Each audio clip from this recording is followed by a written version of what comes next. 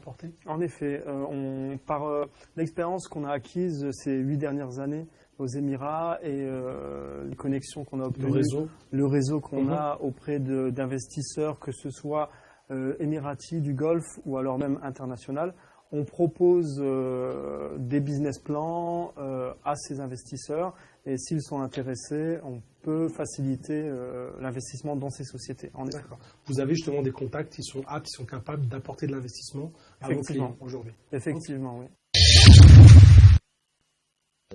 Aujourd'hui, une augmentation de l'investissement privé dédié à l'Afrique, notamment dans les domaines infrastructures sectoriels, type énergie.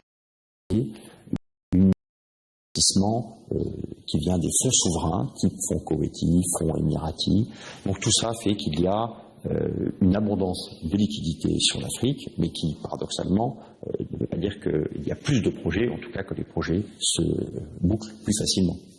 Alors justement, quand on est investisseur, à quel type de risque est-on confronté?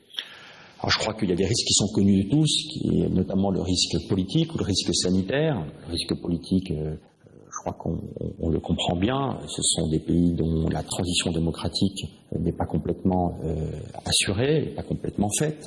Le cycle des changements de gouvernement et politique fait qu'il y a peut y avoir une certaine fragilité dans la pérennité des projets. Il faut être très patient. De ce point de vue, il y a des risques nouveaux sanitaires. On parle évidemment beaucoup du virus Ebola, qui fait peur parfois de manière irrationnelle et qui peut être un frein à l'investissement.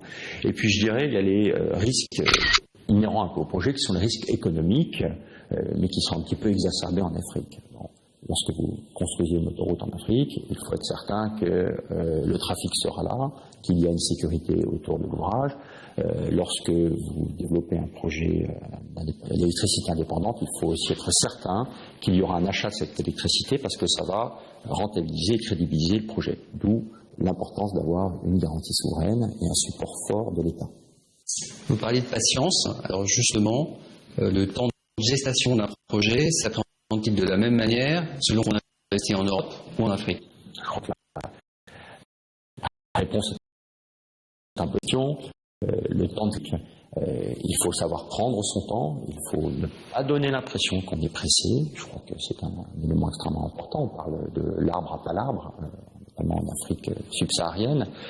Et je crois qu'il faut avoir la patience de respecter un certain nombre d'éléments incompressibles, de ce qu'on peut appeler des milestones, des jalons dans la négociation, ce qui fait que vous pouvez avoir des cycles de négociation assez longs, 5, 10, voire 15 ans, mais ce n'est pas toujours le cas, notamment pour les projets privés. Mais cette patience paie, puisque à la fin du jour, vous avez des projets qui peuvent être très rentables, à la mesure où la croissance là. Merci Hugues Delaforge.